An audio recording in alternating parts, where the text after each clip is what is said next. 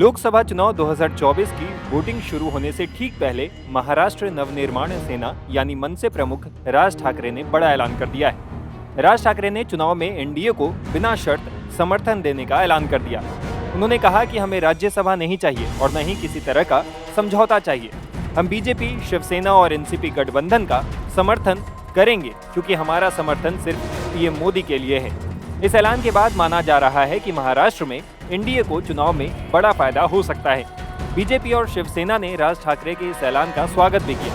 वहीं शिवसेना उद्धव ठाकरे गुट के नेता संजय राउत ने राज ठाकरे पर निशाना साधा है और उन पर महाराष्ट्र के दुश्मनों से हाथ मिलाने का आरोप लगाया है। दरअसल राज ठाकरे ने मंगलवार को मुंबई के शिवाजी पार्क में गुड़ी पड़वा रैली को संबोधित किया। इस दौरान उन्होंने साफ कर दिया है कि वो पीएम मोदी को बिना शर्त समर्थन देंगे। उन्होंने कहा, अगर आपको याद हो तो बीजेपी से पहले मैं पहला व्यक्ति था जिसने कहा था कि नरेंद्र मोदी भारत के पीएम बने। 370 के लिए मैंने तारीफ की। मुझे कोई चीज पसंद आती है तो मैं उसकी प्रशंसा करता हूँ। यदि मुझे कोई चीज पसंद नहीं आती है तो मैं उसकी प्रशंसा नहीं करता हूँ। 1 साल से अधिक समय तक मुझसे महाराष्ट्र के मुख्यमंत्री एकनाथ शिंदे ने संपर्क किया। मुझसे देवेंद्र फडणवीस ने संपर्क किया। इसलिए मैंने अमित शाह को फोन किया और उनसे मुलाकात की। मैं सीट बंटवारे के इस विवाद में नहीं पड़ना चाहता था। मैंने कहा कि किसी के साथ नहीं जुड़ना। मैं अपनी पार्टी के चुनाव चिन्ह से समझौता नहीं करना चाहता था। मुझे लोकसभा, राज्यसभा या एमएलसी नहीं चाहिए। मैं प्रधानमंत्री नरेंद्र मोदी को बिना शर्त समर्थन देता हूँ। राज ठाकरे के इस ऐलान का बीजेपी के राष्ट्रीय महासचिव दुष्यंत कुमार गौतम और महाराष्ट्र के सीएम एकनाथ शिंदे ने स्वागत किया है। मैं उनका तहे दिल से स्वागत करता हूं कि मोदी जी के नेतृत्व के लिए मोदी जी ने जो देश का विकास किया है, देश को आगे बढ़ाया है और इसलिए उन्होंने महायुति को सपोर्ट किया है।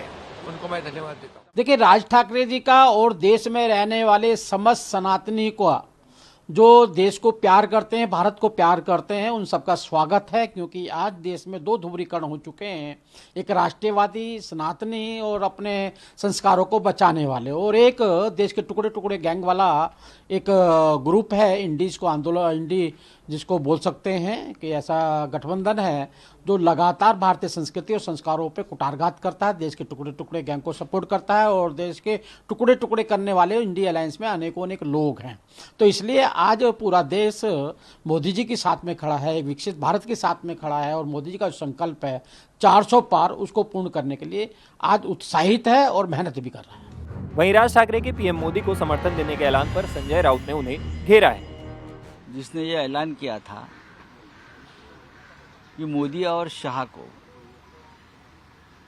मोदी जी और अमित शाह जी को महाराष्ट्र में पांव रखने नहीं दूंगा, जनता को आह्वान किया था उनको पांव मत रखने देना। यहाँ ये महाराष्ट्र के दुश्मन है।